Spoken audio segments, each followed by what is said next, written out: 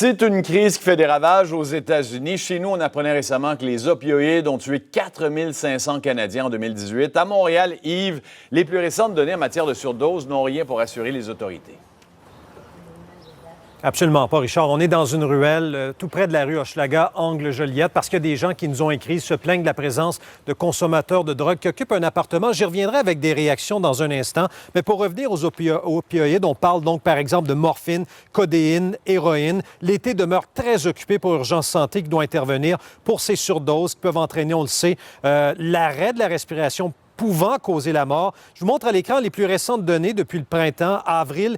15 appels reçus donc par les paramédics pour des surdoses. 23 en mai, 15 en juin, 12 jusqu'à présent en juillet pour un total de 84 depuis le début de l'année. Voilà pour ce bilan peu réjouissant, Richard. Par ailleurs, Yves, les citoyens du quartier, justement où vous vous trouvez, là, se plaignent encore de la présence de consommateurs de drogue dure. Beaucoup de va-et-vient, effectivement, dans la ruelle où je me trouve, Richard. Je montre à l'écran une photo que m'a fait parvenir un citoyen. Vous allez voir, c'est un homme qui s'injecterait donc une drogue. Il a été photographié dans cette ruelle. Et on a assisté tantôt, d'ailleurs, à un échange entre un intervenant du milieu qui vient de donner de la nourriture aux locataires ici et un locataire qui habite juste en haut qui, lui, en a assez. En même temps, c'est mieux de les voir dans un logement que sur la rue ou sur un balcon comme l'année passée.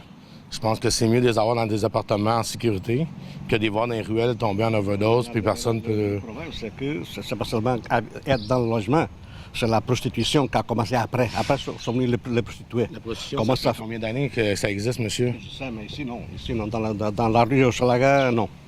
Dans la rue Hochelaga, non. Je suis là depuis 12 ans. Je peux vous dire que je suis intervenant depuis 6 ans dans Hochelaga Maisonneuve et il y a tout le temps eu de la prostitution sur Hochelaga. Non, ici, je suis là depuis 12 ans. Je n'ai jamais vu une prostituée ici. Et depuis qu'il a eu le problème ici, il a commencé à avoir des prostituées dans la rue. Après, je les vois sur mon balcon à minuit, 10 heures de la nuit. Alors, je pense qu'on a compris, Richard, l'essentiel de cet échange. Il y a le phénomène « pas dans ma cour », mais en même temps, vous avez l'autre qui répond « où est-ce qu'on va mettre ces gens-là? Est-ce qu'on va les laisser traîner dans la rue et consommer devant tout le monde? » Alors voilà, le débat est lancé. Évidemment que les autorités sont toujours sur un pied d'alerte. Merci, Yves.